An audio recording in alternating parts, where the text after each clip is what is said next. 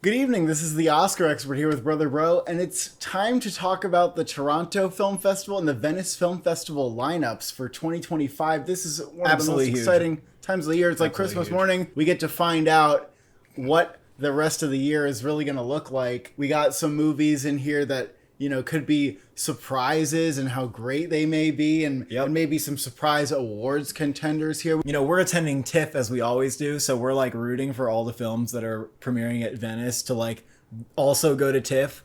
That happened last year. Like, we got basically our entire wish list except for like Joker, Folia, Duh, and then like that didn't even matter in the end. Let's just start with Venice. Begonia, classic. We knew it. Now this I have less confidence is going to TIFF because Poor Things didn't go to TIFF. Yeah, and they might just be like, hey, we did fine. We didn't need TIFF that year. Poor Things probably would have like placed if it went to TIFF. I think Begonia, if it went to TIFF, it would place. I feel like Begonia will play well, so I don't really, but nonetheless, like, we're definitely looking out for this one as a big contender. We like the teaser. It's in good shape. Begonia's in great shape. It's Yorgos Lanthimos. Jesse Plemons is leading. It looks like a really interesting adaptation of Save the Green Planet. Excited to hear more from Yerskin Fendrix. Father, Mother, Sister, Brother from Jim Jarmusch. Jim Jarmusch is a little hit or miss for me personally. This is an anthology film, which I tend not to like absolutely love anthology films. There's been some good ones like Wild Tales and Ballad of Buster Scruggs. You've got a great cast. You got Cate Blanchett, Adam Driver, Vicky Krieps. If you're a Jarmusch fan, congratulations. You're getting you're eating this year. You got Frankenstein, which is also going to TIFF. This is a good move for this kind of movie, which is on paper, it's IP, but like, Guillermo del Toro with this festival rollout, like they're trying to show that this is an auteur project. We already know. It's a prestige picture. People know this is more like a Nosferatu. Like, it's an artistic autorial vision of a story that everybody knows, and we're going to see it in a new light. That's like obviously an Oscar player. I don't know if it's Best Picture or not, but it will certainly be in craft categories. You got La Grazia, The Grace from Paolo Sorrentino. This film from Paolo Sorrentino seems like a little bit less of a big deal for some reason than like Partenope and In the Hand of God. And I think Partenope was not a deal at all. Well, I know, but like going into, seeing that film, I was like, oh, this could be really good. I feel like it's not going to be like a knock it out of the park for him. He's kind of hit or miss, I guess. We'll see. It's yet another collaboration with Tony Servia. I like all of his films. Like, they're all interesting, but not all Paolo Sorrentino films are created equal. We have A House of Dynamite. Yeah. Catherine Bigelow's new film, White House thriller. Seems like Idris Elba is first billed. The image they released for this makes no sense as an image you would release when you have like Idris Elba and Rebecca Ferguson in your cast. Like, no, it's a random fucking image. It's a very like action shot though. Yeah, it's like a canted low angle. But I'm really excited for this one. I mean, it seems like a big deal. It's a great package. Netflix has it. Netflix has like a fucking insane slate this year, which we we can like recap that. It's actually fucking nuts. They haven't had a slate like this in years. Really looking forward to this one, hoping it goes to TIFF. Jay Kelly, also Netflix, right? This is also one where I'm like, can this please go to TIFF? I could easily see that placing in the audience. Marriage Story came in second. Why wouldn't it go to... I don't know why it wouldn't. I don't know. I feel like Jay Kelly's going to end up at TIFF. That seems like one of the more likely ones. I mean, it sounds like it's a crowd pleaser. We're expecting this to be a big Oscar contender with a huge standout performance from Adam Sandler. Maybe get him in the conversation. George Clooney. I mean, comedies and dramedies play so well at TIFF. Because the audience is like, they're just really eager to laugh. They're like, ha! Ha!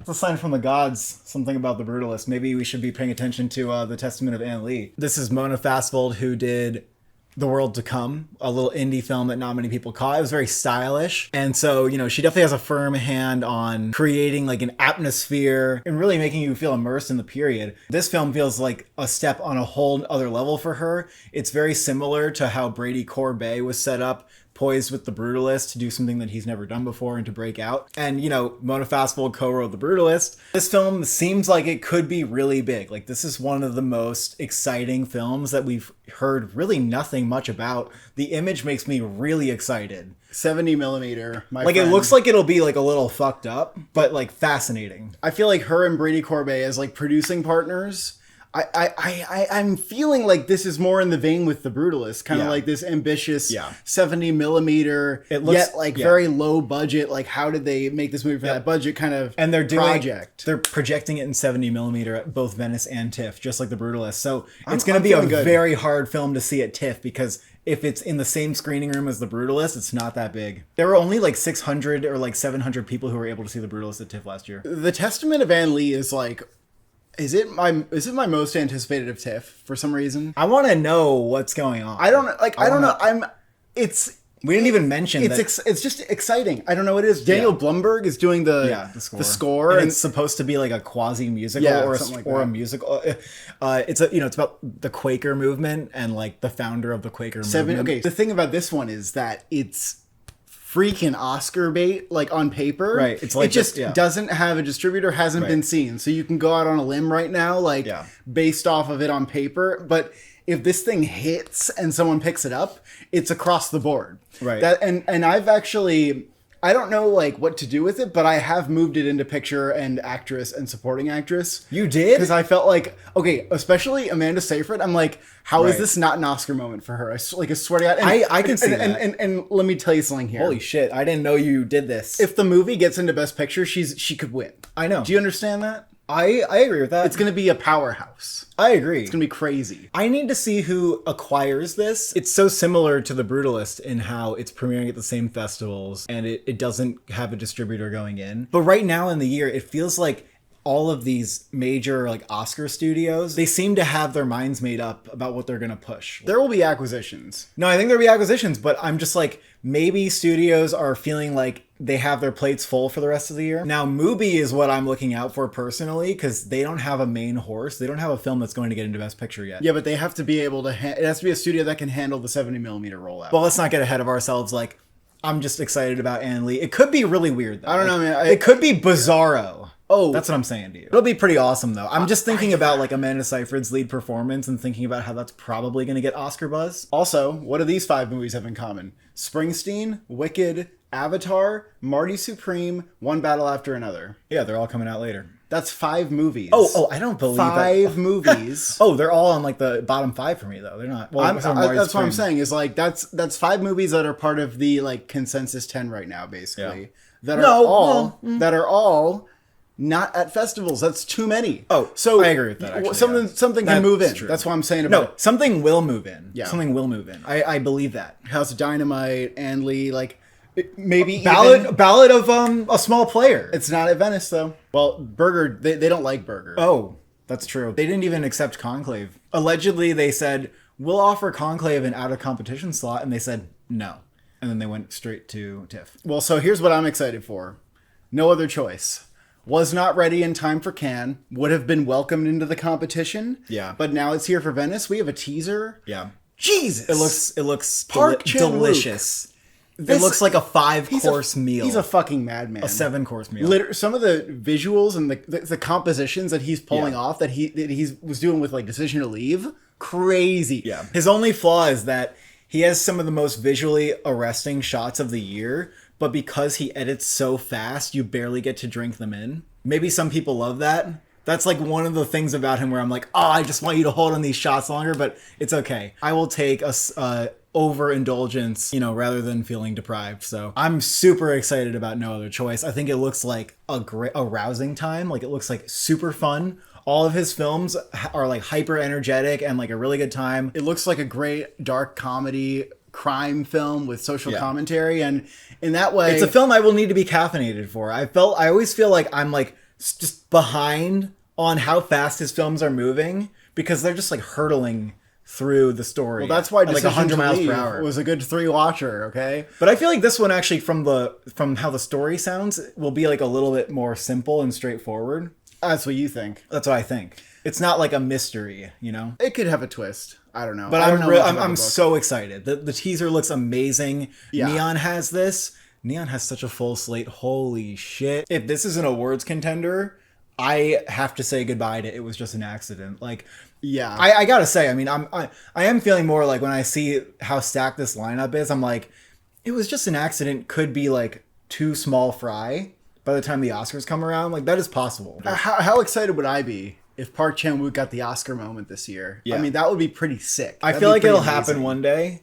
But yeah, it does feel like he could do it. It does Yeah. feel like that. because his films, like, I mean, Decision to Leave wasn't even the best example of like a film that the audience really takes to. Like The Handmaid's Tale, that film to this day is like very cherished by audiences. Like has a great IMDb score. Old Boy with like the re-release and everything. I mean, Yeah. he's never been hotter in a sense. Yeah, I'm super excited for that. I hope it goes to TIFF. I Yeah, do. I don't know if it will though. We got Orphan from Laszlo Nemes, director of Son of Saul. Follow-up was a film called Sunset, which didn't really match the level of acclaim. We'll see what he can do with Orphan. Yeah, I just haven't heard like any really strong buzz for that, so I'm not really like anticipating something big. We have Silent Friend from Ildeko and Yeti. Her last film at Cannes was very like polarizingly received, but she did direct a film that was nominated for the International Feature Oscar back in the day.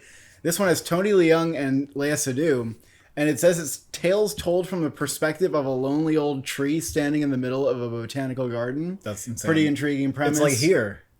I You know, guess we got all it's these Here. like single perspective films now. It's Here, Tree Edition. I will be excited to see what people think of this movie. That's at TIFF too. You got the Smashing Machine. Oh, yeah. At Venice and TIFF. The Smashing Machine's doing all the festivals, which I thought is interesting because my gauge based on like what I've heard so far is that the Smashing Machine will be very not audience friendly in the way that like, you know, Benny Safdie's The Curse was. But it's interesting because you wouldn't really bring a film that's not audience friendly to TIFF. Well, allegedly the Venice Film Festival director loved it. Really? Yep. And was like, oh, there's definitely Oscar hype for these performances. But the Venice Film Festival director has a very weird track record of like predicting the Oscars because they were like hyping up Joker Folia Duh, saying it was like an American masterpiece, like Well, this look, kind of stuff. That movie. And they were like, oh, I think divided. The Room Next Door is going to be like an Oscar, like all this kind of stuff that, you know, Well, of you course can't they say these like, things. like I'm saying, like, take it with a major grain of salt. I mean, I'm very interested in the movie. I think it sounds like it'll have some really interesting reactions. I think Emily Blunt and Dwayne Johnson will have some Oscar buzz for it. We'll just have Yeah. to see, like, how far it goes. Yeah. I think it will have a mixed response. The voice of Indra Jab is the newest film from Kauthar Ben Anya, who directed Four Daughters, which was in Cannes competition as a documentary. Very, very good. And also, she did The Man Who Sold His Skin, nominated for International Feature at the Oscars. And her latest is about the killing of a 5-year-old Palestinian girl in the Gaza Strip by Israeli forces. So I've definitely got an eye out for this one. RIP to it getting a distributor, I guess. And then we have The Wizard of the Kremlin.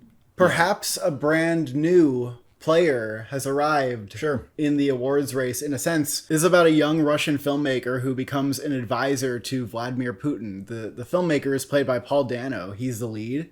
And then Vladimir Putin is played by Jude Law. And you also have Alicia Vikander, Jeffrey Wright. And it's directed by Oliver Assayas, who you may know as the director of Clouds of Sils Maria, Personal Shopper, the miniseries Carlos. So a pretty prestigious, well-known filmmaker.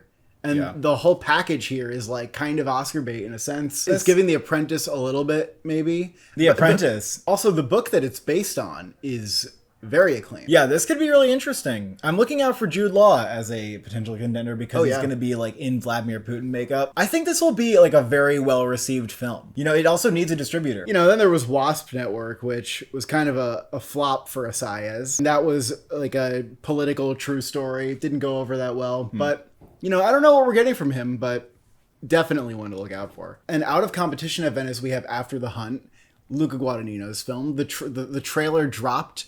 Julia Roberts, Andrew Garfield, Iowa Debris, Michael Stolberg. Everyone looks like they're giving great performances. Weird to see it out of competition, but apparently this is because of Guadagnino's request.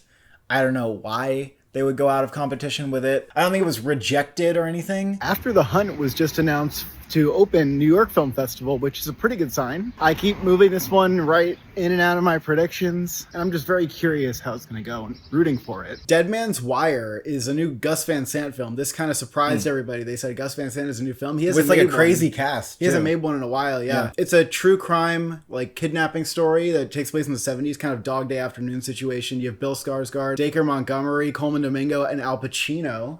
Al Pacino's weirdly in 2 films at TIFF. This kind of looks like a random like crime thing that goes to TIFF and comes and goes. Gus Van Sant has been super hit or miss lately. He's had some big misses. And this one doesn't really seem necessarily like, oh, I understand why he's doing this movie.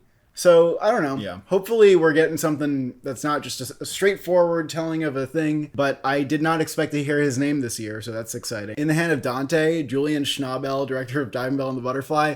Listen to this cast and try to stay seated while you do so. Jason Momoa, Oscar Isaac, Gerard Butler, Gal Gadot, Al Pacino, John Malkovich. Crazy. It makes There's no two sense. like Hollywood leading men in there. There's like Aquaman. The last film that Julian Schnabel did was At Eternity's Gate, right? Oh, went over pretty well, yeah. It was a good movie. And Willem Dafoe got an Oscar nomination This for it. one seems kind of like a mess. But it was a weird film. Like, it was kind of overlong, very self-indulgent. Like, it doesn't make sense that this film has that cast, you know? He's a very, like, artsy auteur. I'm excited for this one. You know, I don't know what to expect. I feel like it's going to be a mess. Maybe it'll be like a good mess, competition though. Like, and- sometimes these films that are, like, a little divisive, they're still good. I don't know what this is. I'm not getting good vibes, that's all I'm saying. That's fine. It's weird vibes. Scarlet from Mamoru Hosoda is going to TIFF and Venice. This is positioning itself pretty well for an animated film Yeah. to break into the animated feature race potentially. It is like pretty squarely like an anime sort of like action thing, which the Oscars haven't gone for before. They really do seem to not like that. Hosoda's been nominated, but for a movie that was about like children playing around in the yard or something. Mirai. Like Mirai. They love not that, similar. yeah. Suzumi didn't get nominated, and then there was Yeah. Belle, which was at Cannes and everything. And these movies can struggle, but it's exciting because this director has a lot of fans. It's cool that there's going to be an animated film doing the rounds. The animated feature race is pretty interesting this year because Elio is like, that doesn't need to get nominated. A lot of things don't need to get nominated. And Neja 2 has entered the race because A24 is like giving it a re-release. Yeah, we'll see about that. I'll see it. In Is K-pop Demon Hunters a contender? Like, I cannot tell. It's looking very strange this year. A couple interesting and noteworthy documentaries.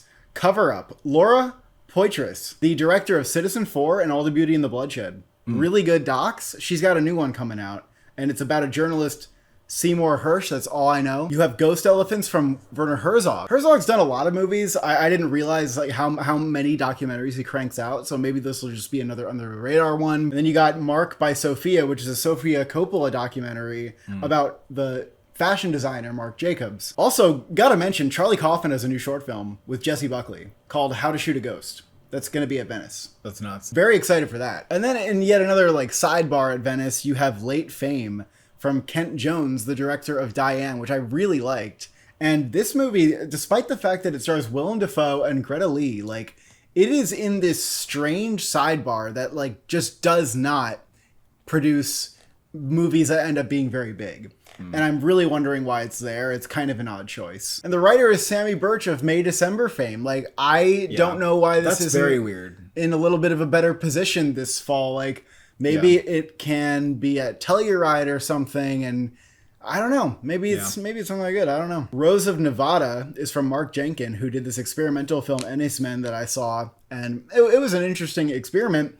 This one doesn't look like it's going to be as nutty. Maybe, I mean, it may very well be, because there are rumors that it's about like people getting like transported back 30 years. They're like at a sea harbor, which is very Ennis Men.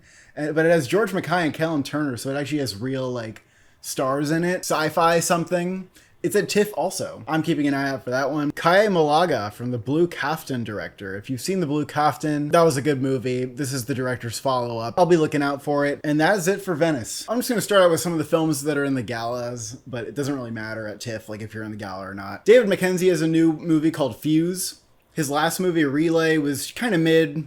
Nobody really cared. I feel like this is going to go the same route. It's like a evacuation because there's a bomb thriller. Aaron Taylor Johnson, like, I don't know. Glenn Rothen is the directorial debut of Brian Cox, who we know from Succession. It's a family drama, just noteworthy for that. There's a lot of like unnoteworthy directorial debuts at TIFF from actors. And then every once in a while, there's a pretty decent one. Like Anna Kendrick did a good job. You have Good Fortune from Aziz Ansari. He's writing and directing. He's back. Seth Rogen's in it. Keanu Reeves is in it. I think this will be acclaimed. I think critics are going to like it. There's just something about it that, like, yeah, it looks good. Like, looks like people have a fun time with it at TIFF. And then you have Hamnet, which is a very awards-tipped type of film, but it's not going to Venice, which I find a little peculiar considering that Nomadland won Venice.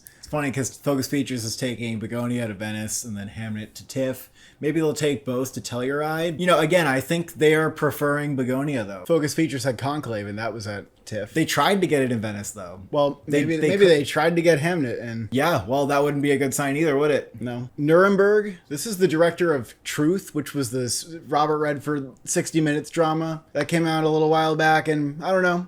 It's probably a pretty straightforward, like, period World War history. II history, court like room probably drama. no filmmaking of note, but just like a straightforward, like maybe a well-told story with some good performances. Russell Crowe and It'll probably get Rami like Malek. a 60 something on Metacritic or it could like, be- it won't go above like a it could be 70. lower than that. I Yeah, don't it won't know. go above a 7. Roofman.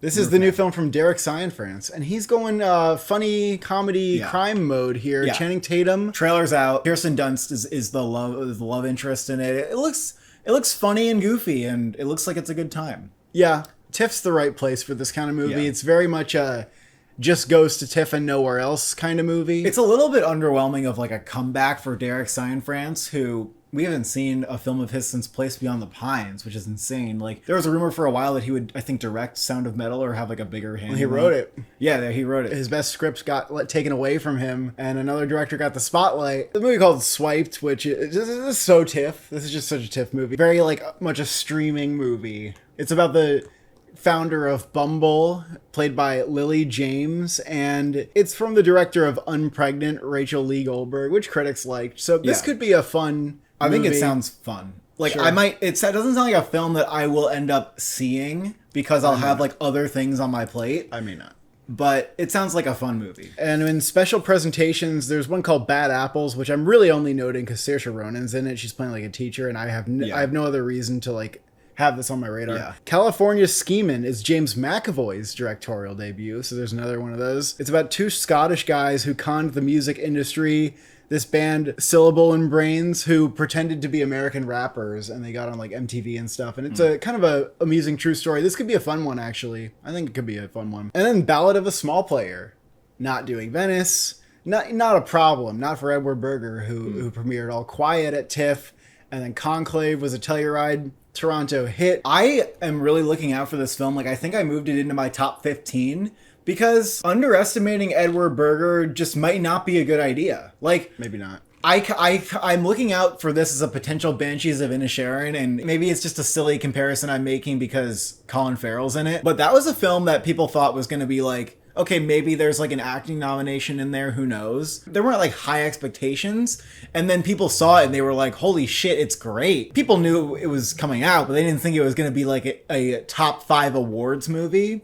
This has the potential to be something like that. You know, Conclave was so damn good that you don't want to underestimate this guy. Like, it's gonna be good no matter what, right? The question is like, how much are people gonna hail it as like one of the best films of the year? I mean, even the cinematography from the few images we've seen so far, like they're taking advantage of like the lighting and the locations, and like you know, It has he's a really potential solid for filmmaker. like not only acting nominations but craft Yeah, nominations. Colin Farrell and lead actor, I'm definitely looking out for because it's very much a character study. Yeah. Kind of reminds me of Queer when I read the plot description. It's just like this guy who's like gambling and drinking and like. I think the having plot is sex the reason that it's not being like more hyped up for awards, but that's why I'm saying the Banshees of Inisherin had a very underwhelming plot description as well. Yeah, but the Banshees of Inisherin is like this auteur, like writer director. He had some really solid like Oscar bait packages on his last couple projects, is what I'm saying. And so but he's still like a really strong director. Oh, he is.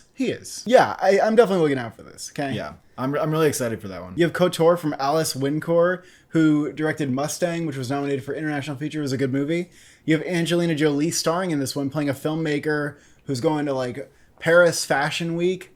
So Angelina Jolie, you know, her comeback last year with Maria didn't really go anywhere, but she's continuing the acting comeback here. You have Christie, which is David Michaud's boxing film. There's always a boxing film at Always. TIFF. Last year there were 3. With a lead performance that promises to be like a new chapter in the performer's career. And, you know, this one's also no different. Sydney Sweeney, transforming. She looks kind of unrecognizable in the images already. She's transforming, right? But I don't really have that much reason to believe the film is going to be amazing. But I think it's like a you got to watch out for that for Best Actress a little bit. Easy's Waltz is from Nick Pizzolatto. It's his directorial debut. This guy is best known for writing True Detective. The other film that Al Pacino is randomly in. Al Pacino's randomly in it. Kate Mara, Vince Vaughn stars. Yeah. Shane Gillis, Vince Simon Vaughn Rex.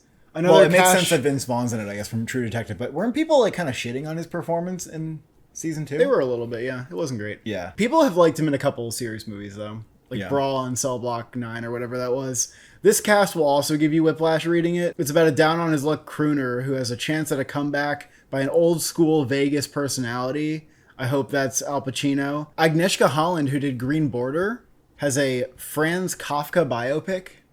I think this may be nothing, even though Green Border was very good. She directs a lot of films that don't really seem to get that level of attention, and I'm just not feeling this one. Hedda is from Nia DaCosta. She's taken a break from her 3 franchises to deliver an adaptation of a classic novel with Tessa Thompson in the lead role, who could be giving a powerhouse performance. Yeah, I mean, this is a pretty big one, actually. It's like her first independent film since her debut. You know, maybe Hedda will make people see her as really promising again. I'm really looking forward to Tessa Thompson's performance here, I think. This is definitely on my Oscar radar. Mile End Kicks is the director of I Like Movies, which got a lot of buzz and acclaim when that came out at TIFF, so this one hopefully could be another TIFF hit. And it stars Barbie Ferreira. If you're into the Apatow dynasty, then, you know, Judd Apatow's daughter is directing Poetic License. It's a comedy. It's a TIFF comedy. I'm probably not going to end up seeing it. Rental Family. Big one. Big one. Ever since this movie announced its release date, and Searchlight is like, we are going to TIFF with this movie. Yeah. And they haven't seemed to, be eyeing any other films. Right. Is this thing on? Is not even coming out. They have to buy something else, by the way. They do not have enough movies for the rest of the year. Wait, that's not true. If Rental Family is good. No. I'm saying in terms of they actually don't have enough movies on the calendar. Oh. They don't have, not everyone has to be an Oscar contender, but they have room, okay? Fair enough. There's actually a teaser for this. Did you see it? Fuck. What? I didn't see that. It's actually really weird. It's on the director's Instagram, and it's an ad for the Rental Family service. The film promises to be extremely sweet, crowd-pleasing, tearjerker, everything the audience at TIFF eats up. Yeah. Brendan Fraser's gonna warm your heart. I get good vibes from this trailer. It seems really funny, and that goes a long way at TIFF. Brendan Fraser in the lead role here. I think people want to see him as a warm, sweet man. And this just seems like a great role for him. Really, the test screening reactions are the main thing that people are going off of, where people are starting to say wait a second, is this if these reactions continue, this will be an Oscar player. The analysis is that Searchlight has a horse every single year. They are a very strong Best Picture campaigner, and this seems to be what they're going to go. They're confident in it. I mean, look, this is the only film they're bringing to the fall fests. Something unexpected would have to happen, where they unexpectedly acquire, or they're going to release a film by the end of the year that wasn't supposed to come out. But right now, there's nothing else for them, and this just makes a lot of sense. So we put it in our Best Picture lineup. Brendan Fraser, Best Actor. Akira Emoto, I'm hearing, is the play for Supporting Actor. This could be casting / SAG Ensemble. Apparently the score is being done by Yonsei and Alex Summers. Yonsei is of Sigur Rós fame. Alex Summers, his partner, co-composed Nickel Boys. It's gonna have a good score. And by the way, when you put those two together on a score, you know that it's going for the big emotional strings. This will be number 100 for cinematography. It's that kind of contender where it's just not it's just not that. It's not a craft movie. It is writing, acting, picture, and there you go. But I think that it's gonna win TIFF. The TIFF winner is typically a TIFF premiere. Yeah. But Life of Chuck even last year was a surprise. Yep. And or maybe it goes to Telluride, then goes to TIFF. American Fiction. It feels most like that. Yeah, so what else do you have? I don't know, Rental Family just seems it's a great guess. It's going to be this good guess. It's going to be the holdovers of this year. Okay. Yeah. The other thing I want to say about it is I think people will look at Brendan Fraser's performance here and they'll say, "Oh, he's so much better here. We didn't even like him in The Whale. That performance, we're annoyed by it. This is what we wanted all along from Brendan Fraser." The Academy doesn't think this, man. The Academy doesn't care because obviously he won the Oscar, but I think people started to kind of want to shit on The Whale, and it became one of those performances where you're caked in makeup. Even though I thought it was an amazing performance, I think people in general, this will be like a more agreeable performance that everybody will like. Like I no think so. one will have a problem with Brendan Fraser here. Like, no. people were like, oh, that's a bad performance, like in The Whale, because they don't like those kind of performances. This one will be much more like down to earth, and you won't be able to say that. He's like Barney the dinosaur in this movie. Because you like hire him to be at your birthday party. Well, right? it's because he's literally Barney. It's because he's like a big, tall, like everybody's friend, and he's like hanging out with like kids, and he's like, ooh. and you rent him to be at your family gatherings and birthday party. You have Sacrifice, which is the director of Athena. This is kind of a weird TIFF premiere because I think Athena was at Venice or something. Athena is super visually ambitious and crazy that they pulled it off. Don't think that the story was necessarily like worthy of the spectacle. Yeah. And so this is about a radical group that crashes a charity, and they're seeking a mystical artifact tied to an ancient prophecy. The cast is insane. It's about another radical group, I guess. It's another one where like a TIFF premiere where the cast makes me like boggles my fucking head. You're gonna sit down. You have to sit down for this one. Yeah. Annie Taylor-Joy, Chris Evans, John Malkovich, Salma Hayek, Vincent Cassell, Charlie XCX, Sam Richardson. I don't know what to say. That's crazy. Maybe this is more of a mainstream film though. Like I don't know. Right. It could be. I'm a little concerned about this one for some reason. Yeah. The Chorale, from the director of The Madness of King George and The Lady in the Van, very British. Ray Fiennes, very British. World War I movie about like a choral society. Yeah. BAFTA Best British Film BAFTA nominee. British Film nominee. The Lost Bus from Paul Greengrass. Matthew McConaughey. America Ferrera. You know, what happened to Apple TV? It's a TIFF. You know what I mean? Like Apple TV. F1, bitch. Okay, yeah, F1. But I guess Blitz last year we were like, oh, it's Apple's film. But, you know, Apple seemed like they had a lot of investor money and they were able to do like Killers of the Flower Moon. You know, and since then, they haven't been like a staple. No. And this is like their main Oscar player this year, but honestly, it's probably going to end up being F1's their main Oscar F1 player. probably is. Paul Greengrass doing a TIFF premiere, like not going to Telluride, not going to Venice. I mean, with a filmmaker of his caliber, I don't think that makes that much sense. Everything that comes out with the movie, like every new image, it's just like more of Matthew McConaughey riding a bus in the fire, and America Ferrera is there. Like that's just gonna be the whole movie. It's gonna be exactly what it seems. Like, I'd probably watch it and be like, that's this year's 13 Lives, or like that was, fine. Matthew McConaughey's probably gonna be great. Just fucking like sweating, like worried about the kids. Hey, we gotta get these kids. We gotta get these kids out of this fire. I think this movie's gonna be funny to me for some reason. You gonna see it at TIFF? It depends on the reviews. I'm gonna wait for the reviews too. The Christophers, new Steven Soderbergh. This actually sounds pretty good. It does. It sounds like a normal crime comedy from him. It's a chamber piece. Oh, it is? Yeah. Okay, I like that.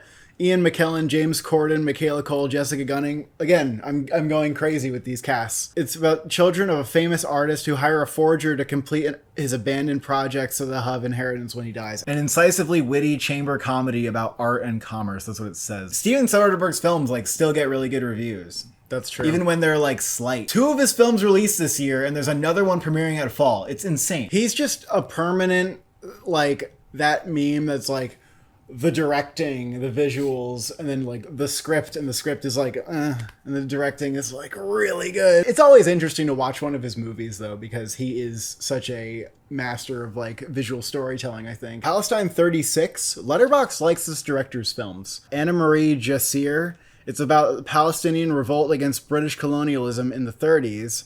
Jeremy Irons is in it. I don't know anybody else is in it. There's a movie called Tuner, which is the director of Navalny, and it's his first narrative feature, and has Leo Woodall and Dustin Hoffman. It's about a piano tuner who becomes a safecracker. It's another one of these, like, oh, it's kind of a cool true story, and it's like a decent movie. Yeah. It's like, there's so many wait and see movies at TIFF. Like, if I went to TIFF and I just saw every movie that had a big cast, like, I can only see so many movies. Like, I will not be seeing this film unless it gets good reviews, because I can only see like 25 films at that festival. Maybe I shouldn't even mention it. No, you can mention it. Wake Up Dead Man. If anyone's getting sick of these movies, it's because you don't see them at Toronto.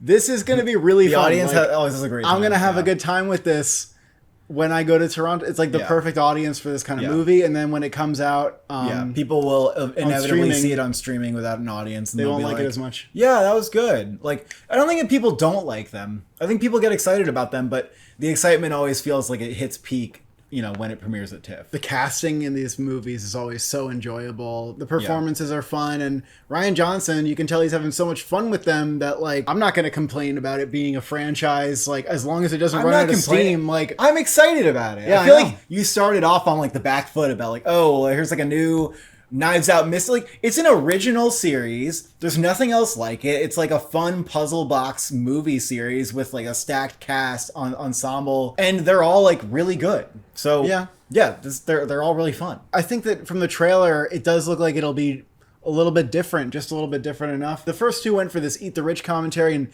this one, I'm not sensing that it's necessarily going for that, and That's I good. hope not, because they already did it twice, and that whole thing is becoming old. Rian Johnson always finds a way to subvert your expectations, right? And that's what's fun about the Knives Out films. Like, just when you think you know where it's going or what kind of formula he's going to do with them, the film just proves that it's not just a mystery. And visually, I'm seeing something good from the teaser here. A little bit different, a little more like gothic maybe. There's also a movie that has Cillian Murphy in it called Steve, from the director of Small Things Like These, which got decent critic reviews. The midnight section for TIFF has been announced. I haven't had time to go through all the movies in depth. There's one with Mads Mikkelsen, there's one with Bob Odenkirk, but the most exciting is Nirvana, the band, the show, the movie. This is going to be a midnight screening of a lifetime. I have trouble actually ever going to these because I get too tired, but I will really be trying to see this one. Between the screenings at South by and TIFF, people are going to go so wild that I wonder if it'll pale in comparison when it actually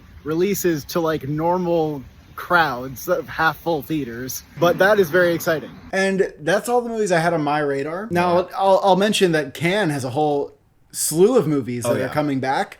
We have Surratt, Sound of Falling, Sentimental Value, Secret Agent, It Was Just an Accident, Nouvelle Vague, Eleanor the Great, which should have premiered at TIFF in the first place. Yeah. A Private Life, which got mixed reviews, and A Poet, which you're going to see. I was going to say because you missed it at Cannes. I missed it at Cannes. It got great reviews. I was told I have to see that. I'm excited to see A Poet here. Every year at TIFF, the best films are from Cannes. I think Surratt and Sentimental Value are absolutely going to hit. I think It Was Just an Accident is going to hit. Secret Agent will definitely be hyped up there. I'm really curious to see how an audience responds to A Secret Agent, because that does feel like it's a Cannes branded film. Same with Sound of Falling. Sound of Falling is very much a Cannes branded film that TIFF audiences might struggle with. We got a couple of films coming back from Sundance, which always shows that, these films may have, fall, perhaps awards runs on their mind, kind of like how A Real Pain came back. Yeah. And these two make sense. If I had legs, I'd kick you. That's a great pick for TIFF. I actually would love to see Twinless here. Where is Twinless? Where is Twinless? That's going to go on my Where Is It list, which I'm going to bring up in a second. Rose Byrne, Best Actress campaign, you got to get that going. I mean, that is going to be really exciting to see how far she can go. I think critics will love that. I really also wonder... I think the TIFF, this is great for a TIFF audience's tolerance for this movie. No, they'll be fine. It's an exciting movie. It's kind of like Uncut Gems. I know, and how did that do? Some people are like, oh, I don't know what to do with that film, but most people were like, we like this. Yeah, but some people are like, ouch, this hurts, ouch. Yeah, but I mean, I just know that nearly everybody that I will talk to will be like, oh, that was great. And then Train Dreams, which I'm excited to see Train Dreams again. You're going to see it again here? Maybe. Train Dreams is really good. Train Dreams was like my second favorite film, I think, at Sundance. I'm excited for more people to see that. Like, it's a really, really good film. It's just beautifully shot, great performances. I put it in for cinematography because I couldn't think of what else. I'm glad that it's here. I think that's like the right move for Netflix. I mean, Netflix... Can we take a moment to just recap all the films that Netflix has here? Frankenstein, Ballad of a Small Player, Train Dreams, Nouvelle Vague, House of Dynamite, Jay Kelly. It's an insane lineup. Yeah. By the way, Nouvelle Vague, I think it is a good TIFF play, although I don't see it as being like one of the most buzzed about films. Oh, Spider-Woman. Why did The Kiss of the Spider-Woman not play TIFF? Baffling. Oh, well, if we're in the section of the video where I can talk about where are these films. That's what we're doing now. We're okay, that. Ready? Yeah. All right, this one everyone knows, One Battle After Another. PTA apparently just doesn't really care about going to the fest, and also, like, I'm worried. The fact that Warner Bros. Like dropped the trailer silently, I'm worried they're like not caring that much about this film. Well, I think that the concern is they don't want to premiere at Venice to mixed reviews. They seem because no, but also it just seems that like PTA doesn't really do fall fests. It also just might be his preference. Licorice Pizza wasn't ready. I just don't want to speculate too much because it could be that Warner Bros. Doesn't really know what to do with it, but it also and is maybe scared to premiere it, but it also could just be like Paul Thomas Anderson doesn't care. Clara and the Sun, that's not coming out this year, I guess. Taika Waititi. I mean, remember how that's gonna be. Remember how we waited like 3 years for Next Goal Wins? Like, yeah, that's easily TIFF. So I thought of this. All That's Left of You, Palestinian film that premiered at Sundance. That would be a great TIFF play. It's not here because there's no distributor. So who's going to play it? Why would it doesn't matter for a festival premiere? Movies in the international selection section at Sundance just don't they don't have the guns. Wait. We're still missing the world premiere, the world cinema section actually at TIFF. That section could include some good films. It'll probably including All That's Left of You. Where is the drama? There's a movie called The Drama coming out with next year. Zendaya and Robert Pattinson. That has very good buzz from festivals, and it probably will come out. A24 is going to put it at South by or something. Oh, they could put it at Cannes. Oh, right, because Borgley. Yeah, you're right. Is this thing on? Probably coming out next year, right? The Bradley Cooper film starring Will Arnett. I think that's going to be a really good film. Late, we don't know what's going on, and then we're going to add it to Telluride. See, that's a Searchlight movie. But it's weird, because if it was ready, you'd think that they would have it here. And I guess it's not ready. Preparation for the Next Life. It's just next year. Yeah. When you get to this point in the year and you haven't heard of anything and it's an indie movie, that movie has to do festivals. Yeah. It's a film from the director of Finding the Gap, the documentary, very acclaimed. Remember, Nickel Boys, we didn't hear of until it was Telluride and then it was NIFF. Ella McKay? Where's that? Ella McKay is coming out on December 12th, and it is still coming out this year. Okay. And it's just going to be like a commercial Christmas movie. It's weird that it's not a TIFF. It feels like it would be a TIFF movie that they would really... If they wanted awards buzz, they should try. Where is Mzia King? Where is The Rivals of Mzia King? As we noted, it was a South by Southwest premiere. It got very good reviews. A little bit mixed, but... There were some people who absolutely loved it and just felt like this is an amazing, very singular film, one of the best films of the year. Matthew McConaughey... got Oscar buzz. We put it in our predictions, then we took it out because we were like, wait, why is nobody acquiring this? What's going on? Is this coming out next year?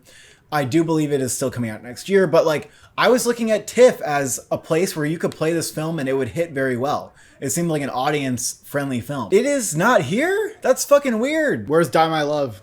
Where is Die My Love? Right. I was like, Mubi, you bought this for $20 million, you're trying to do an Oscar campaign, you're not going to TIFF. Now, here's the part where that makes sense. Die My Love is a weird movie. It's more of a Cannes flavor than TIFF. It's not an audience film. Yeah, but when you go to... all the weird Cannes films go to TIFF. I know, they still go to TIFF. Sound of Falling is here. Sound of Falling's at TIFF. Yeah. So, it doesn't make sense. Where's Anemone? Is that coming out this year? I don't know how that movie makes sense without a they're festival, unless it's Telluride, right? It could be a Telluride quiet release. It could still do something, but they seem to be confident. Or maybe it's London Film Festival too. Big Bold Beautiful Journey. I guess I didn't expect to see it here anyway. Yeah, that's coming out that could have done a TIFF premiere before. Yeah, I guess so. I think that movie is going to get very mid reviews. At the Sea. Cornel Mondrusco's movie with Amy Adams. No Venice for that movie. No TIFF. No nothing. Maybe that's next year. I Want Your Sex. Was allegedly rejected from Cannes and Venice, but might still go to TIFF or NIFF. I mean, honestly, Greg Araki's latest movies, they don't seem to be hitting, and it wouldn't surprise me if, you know what? Unfortunately, the movie's not that great. Mother Mary.